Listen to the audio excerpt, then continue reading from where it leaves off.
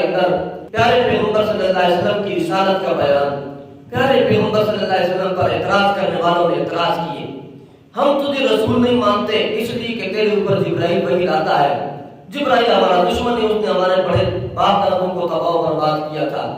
اللہ نے جواب دیا، جبرائیل تو اللہ کے حکم سے قرآن نازل کرتا ہے، اپنی طرف سے تو نہیں نازل کرتا۔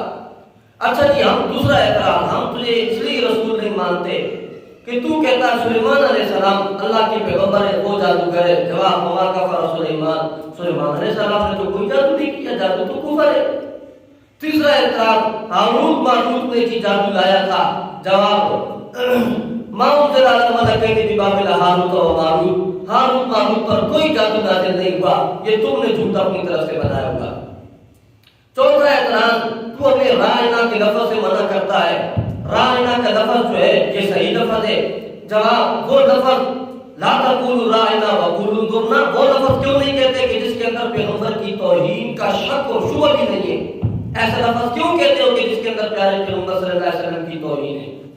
پانچواں اعتراض، آج تیرا ایک حکم ہے کل تو منسوخ کر دیتا ہے۔ جواب، ما ننسخ من آیت، یہ منسوخ نہیں کرتا، اللہ کہتے ہیں میں منسوخ کرتا ہوں، یہ تو میرے پیغمبر کی سچے ہونے کی دلیل ہے۔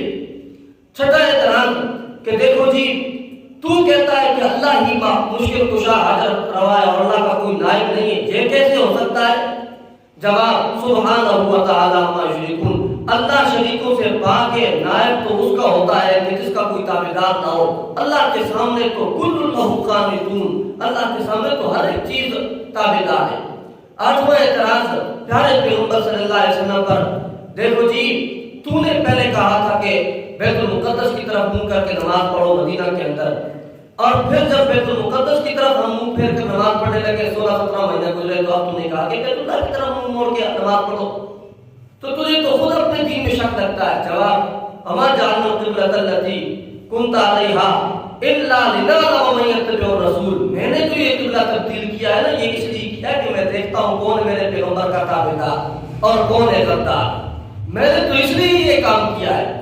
میرا جو پیارا پیغمبر صلی اللہ علیہ وسلم تمہیں کہتا ہے بیت المقدس کی طرف منہ کرو، تو وہ میرا حکم تھا، پھر تمہیں جو بیت اللہ کی طرف منہ موڑوا دیا تو یہ بھی میرا حکم تھا۔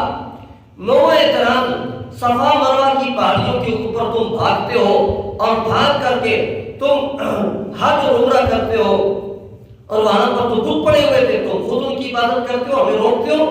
جواب، بتوں کی عبادت کی نیت سے ہم نہیں بھاگتے، بلکہ یہ تو اللہ کے دین کی، اللہ کی قدرت کی نشانیاں ہیں کہ حضرت ابراہیم علیہ السلام کی بیوی نے وہاں پر دوڑیں لگائی تھیں حضرت اسماعیل علیہ السلام کے پانی کے لیے، اور اللہ نے اسماعیل علیہ السلام کے قدموں سے قدرت کا کرشمہ ظاہر کیا کہ زمزم کا پانی پھوٹ پڑا، تو یہ تو اللہ کے دین کی، اللہ کی قدرت کی نشانی تھی، اس لیے اللہ نے حکم دیا۔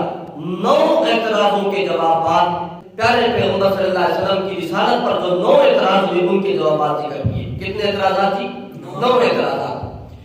پیارے پیغمبر کی یہ رسالت کا بیان کر کے اللہ سمجھانا چاہتا ہے، او اللہ کا توحیدی بندہ، جب میرے پیارے پیغمبر پر لوگوں نے 9 اعتراض کیے، تو کس بات کی مولی ہے؟ جب تو بھی اللہ کی توحید کا مسئلہ مانے گا نا، لوگ تیرے اوپر اعتراض شروع کر دیں گے، کوئی کیا اعتراض کرے گا، کوئی کیا اعتراض کرے گا۔ وہ ایک شاعر نے کہا تھا، ما نجا اللہ والرسول مان من لسان الورا وکیف انا، نہ اللہ بن سکا لوگوں کے اعتراض سے، نہ اللہ کا رسول بن سکا، تو میں کیسے بن سکتا ہوں؟ میرے اوپر لوگ کیسے اعتراض نہیں، اعتراض لوگ کرتے رہیں گے، لیکن لوگوں کے اعتراضوں کی پرواہ نہ کرو۔